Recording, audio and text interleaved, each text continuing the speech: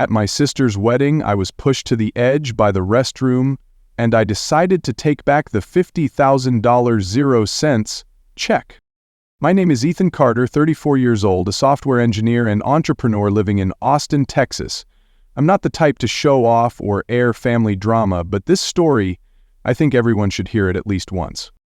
My sister Chloe and I were never the picture-perfect sibling duo. We've been different since we were kids. I'm introverted, drawn to quiet and logic. Chloe, on the other hand, is a fiery, impulsive spark, always craving the spotlight. Despite our differences, I always believed family was a place where you didn't need to expect repayment for your kindness. I quietly supported Chloe over the years, paying off her credit card debts, covering her rent when she was jobless, and wiring money when she accidentally overspent on shopping sprees. I never complained. That's what a brother does, right? Or so I thought, until I realized I wasn't a brother to her. I was just a financial backup plan. It all started on a sweltering May afternoon when my phone rang. Chloe's name popped up on the screen, complete with the heart emoji she'd added herself during her last birthday. I picked up, and before I could say a word, her voice came through, sweeter than ever. "Ethan, my dearest brother, I need your help with just a tiny little thing." I gave a small chuckle. With Chloe, nothing tiny was ever truly small. "How much?" I asked, cutting to the chase. She giggled. "God, why are you so practical? But I can't hide it from you. We're short on funds to cover the wedding venue." I sighed. "How much is short?" There was a brief pause before she blurted out the number. $50,000, 0 cents. I nearly dropped the phone. "Chloe, are you kidding me?" "No kidding. Think of it as a special wedding gift from a big brother to his little sister. You just sold your startup. You're loaded, right?" It's true, I had recently sold my software company after years of building it. My bank account was at a level most people could only dream of. But that didn't mean I was ready to throw money at someone else's whims. I went silent for a few seconds. Chloe quickly shifted to emotional mode. "You're always like this. You never show up for my important moments. Now I'm asking for help just this once and you're going to say no?" I knew I was being cornered. In the end, I gave in. "Fine. I'll bring the money to the wedding. But I want to hand it to you myself." "Yay, I knew it! You're the best brother ever," Chloe squealed with joy before hanging up. I set the phone down, my mind heavy with unease. I had no idea that decision would become the greatest lesson of my life. The wedding took place at a resort by Lake Travis, the kind of place for those who want their wedding to be a lavish performance. I wasn't surprised. Chloe had always dreamed of a fairy tale wedding to flaunt on Instagram. I arrived early, dressed in a sharp suit, with a white envelope in my jacket pocket containing the unsigned $50,000 0 cents check. I'm not a party guy, so the first thing I did was check the seating chart. I scanned the names, written in elegant gold ink and framed with delicate red wax seals. My parents were at table 3, near the stage. Chloe's friends were scattered across the best tables. I searched and searched, but my name was nowhere to be found. A strange feeling crept into my chest. I told myself they probably just forgot, but deep down I knew Chloe never overlooked details she cared about.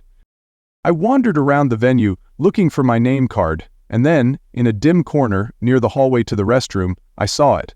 A rickety folding chair, out of place amid the luxurious setting. On the back of the chair was a yellow sticky note, hastily taped, with my name scrawled in messy handwriting. Ethan. I stood frozen. Never in my life had I felt so blatantly disrespected. I didn't expect to be at the head table, but at the very least, I deserved better than a makeshift seat by the stench of air freshener. As I stood there, stunned, a voice came from behind, cold and laced with mockery.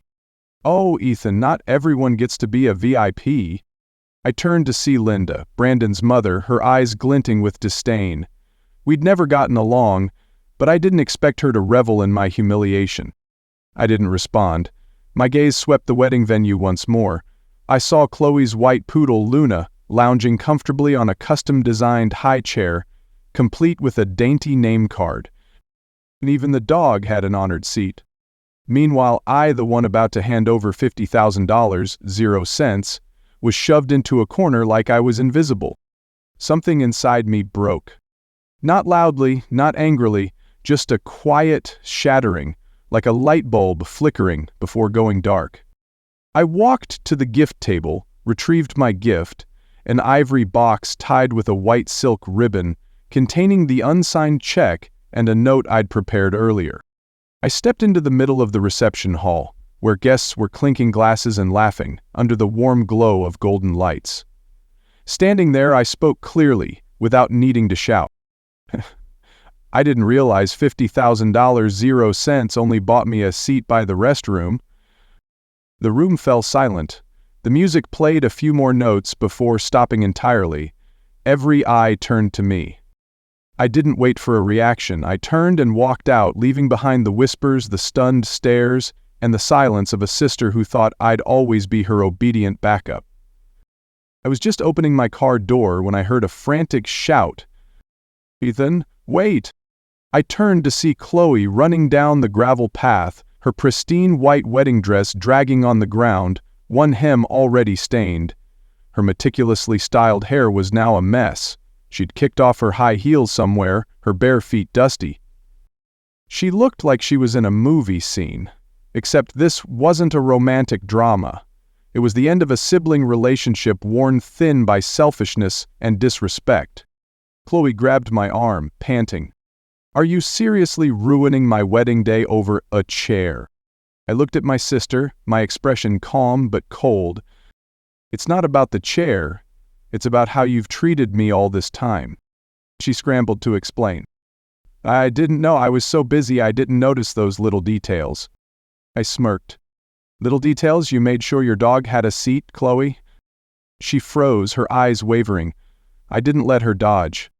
"You knew exactly where they put me. You knew, and you didn't care, because to you I was never a real guest. I was just the one who pays."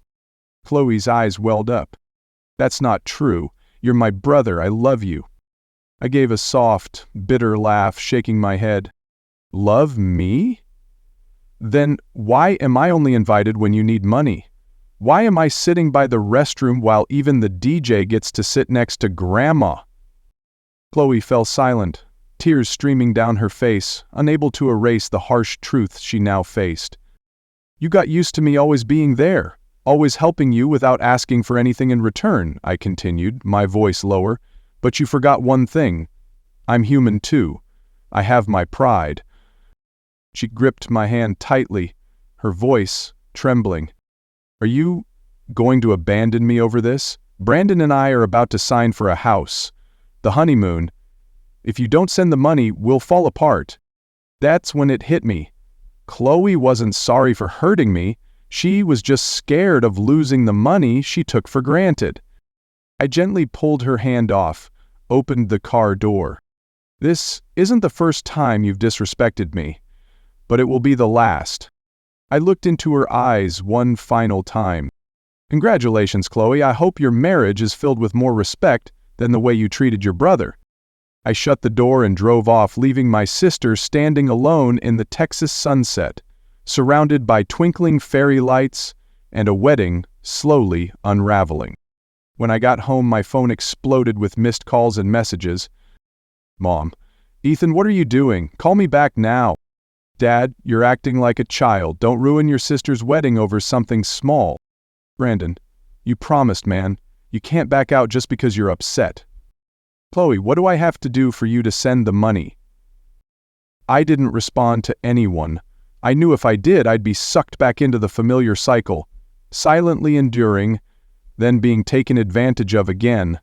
This time, I chose to end it. The days that followed were like a storm, not the kind with howling winds or pouring rain, but a storm of phone calls, texts, and quiet gossip from relatives and friends. The family group chat, silent for months, suddenly buzzed with activity. But this time, I wasn't the one quietly helping out. I was the target of criticism. "Ethan, how could you do this to your sister? Chloe's been crying her eyes out because of you." "It's just a small thing." Why are you making a big deal out of it? They called my relegation to the restroom corner a small thing. They called my stand for self-respect overreacting. I sat on my apartment balcony, sipping whiskey, watching the messages pile up. For the first time, I felt at peace in the midst of the storm. I knew Chloe and Brandon had planned everything, their dream house, their lavish honeymoon, assuming I'd always save the day. They'd even been bold enough to use my name as a guarantor for a home loan without asking me. When the real estate company called to confirm, I simply said, "I haven't agreed to any commitments. Please remove my name from the file." With one sentence, their house of cards collapsed. By the 5th day after the wedding, my phone went eerily quiet. No more texts, no more calls, even the family group chat fell silent. I knew they had nothing left to say. The truth was too clear. I thought that was the end of it, but then Chloe showed up. No warning, no text, just a knock at my door in the middle of the day while I was reheating last night's leftovers. I opened the door and saw my sister, not the radiant bride from a week ago, but a girl with dark circles under her eyes, hair tied back messily, wearing an old hoodie and wrinkled sweatpants. Chloe looked up, her eyes red and swollen. "Can I come in?" I stood still for a moment, then quietly stepped aside. She walked in like a stranger, sitting on the edge of the sofa, her hands fidgeting nervously. There was a long silence between us, not the uncomfortable kind, but the silence of two people finally facing the truth. Chloe spoke first, her voice hoarse. "I was wrong." I didn't say anything, just looked at her. I got used to you always bailing me out. I thought this time would be the same, but when I opened the envelope and saw that note, I got it. You're not my safety net anymore." I nodded slowly. "I'm not a walking wallet, Chloe. I'm your brother, not a bank." Tears rolled down her face, but this time there was no pretense in them. These were tears of realization, that she'd pushed things too far. "What now?" she asked, her voice breaking. "Are we still siblings?" I sighed, sitting down across from her. "We won't go back to how things were, but if you truly change, if you respect me as a person and not a checkbook, I'm still willing to be your brother." Chloe nodded frantically, as if afraid I'd walk away forever if she hesitated. She asked quietly, "And the money?" I stood up, grabbed the envelope from a drawer, pulled out the check and tore it in half in front of her. "There won't be any money, but if you ever truly grow up, I won't hesitate to invest in something worthwhile, not to save you, but to stand by you." Chloe pressed her lips together, tears falling freely. She stood and hugged me tightly, not the manipulative kind of hug, but one of gratitude and remorse. A few months later, Chloe and Brandon moved into a modest apartment on the outskirts of Austin. No more glamorous Instagram posts, no more dreams of $1 million house or a European honeymoon. We don't talk much, just the occasional text to check in or a funny meme sent at midnight. The important thing is, there are no more requests for favors, no more loans with no repayment date. For the first time in years, I feel light. I no longer have to carry the burden of being the responsible brother by someone else's standards.